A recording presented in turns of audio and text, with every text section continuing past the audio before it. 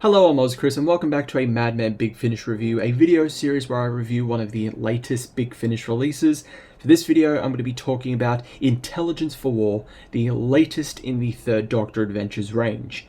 This is going to be as spoiler-free as possible, and much like the Annihilators, this box set is only a single story. It's not comprised of multiple different stories, so it's just the one story. It's written by Eddie Robson. So what did I think of it? Now, the story itself is about a little over 2.5 hours. And you know me, I've talked about I'm a bit 50-50 when it comes to a lot of these stories, where, especially with how they've restructured box sets, where a single story could be almost 2 hours, 2 hours, or 2 hours and more.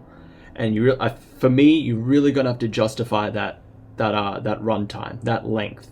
There are some stories that do it incredibly well, like in the recent Fifth Doctor Adventures box set, Into the Night, Pursuit of the Nightjar, 2 hours long. Great, it's fantastic. It's even though it has like a bit of a slow start, it kept me hooked that entire time, and I felt like, yeah, I don't think I could really kind of cut anything out of this. This is worth the 2 hour runtime for it.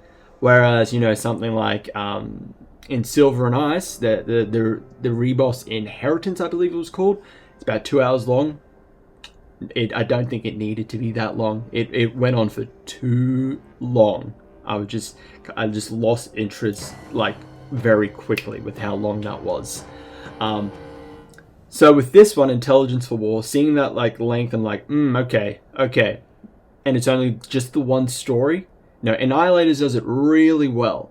I think it's just the concept alone for Annihilators, where you have two and Jamie meeting 3, Liz and the Brigadier. So 2 and 3 meeting earlier than they're supposed to. This is supposed to be pre-3. It was supposed to be pre-3 Doctors. So I think just the concept alone was like kept me hooked in for that runtime. So Intelligence for War, it is for me, it's the epitome of 50-50. I think the first half of it is great. So it starts off with our two story arcs. One focusing on the Doctor, who is investigating this alien creature that can, depending on who it interacts with, takes on the form of a adversary from a battle said person was in.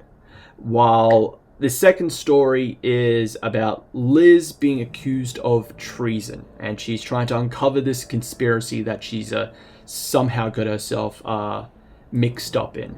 So setting up those two, giving both the Doctor and Liz, them being the main characters in their own story arcs in this one story, I think works well. It's great.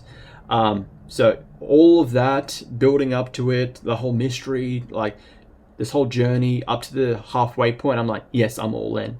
Like, please, I want to know what the hell is going on. You've got me. You're winning me over. But as soon as it gets to about roughly halfway in that second half, for me it fell off a bit. It doesn't help that this is a kind of a slow burn story. A bit. That's how I felt with it. It was a bit of a slow burn. So I think coming to the second half, I was like, there's some bits and pieces I like that kind of hooked me back in for a bit. That added a bit more to the mystery. But no, I felt like the second half was a little bit weaker. Our cast, as usual, do a fantastic job. Tim Treloar as the Third Doctor is brilliant. Daisy Ashford continuing her late mother's role as Liz Shaw, fantastic. John Colshaw, as always, is the Brigadier. Perfect. Absolutely perfect. And then we have our new mix of like characters for this box set. Again, much like the story, it's a bit 50-50. While the cast does a fantastic job voicing these characters, I think just the characters themselves, a lot of them are like, oh yeah, I kind of like this character. They're interesting. A lot of them are like, whatevs on them. Okay, sure, they're just there to progress the story, I guess. But Yeah, no, I think Intelligence for War is just by itself. It's a fine story. It works just well by it. It's just okay. It's not going to be the one where I'd be like, this is the story you have to listen to. It just works. It's fine. It's a fine story. The cover for this, which was done by Sean Longmore, big fan of Sean Longmore's covers. Like, the dude is just doing like just some really fantastic work over at Big Finish. I love the cover for this. The cover for Intelligence for War is amazing. You know, Sean Longmore, you know, he's really bringing like a huge 99% of the time, he's bringing his fucking A game. Sorry for the swearing. I'm Australian. But overall for Intelligence for War, if I were to rate it, I'd give it maybe a solid 7. A 7 out of 10. That first half is great. I really enjoyed the first half. I think it's just the second half is a little bit of a letdown, at least for me.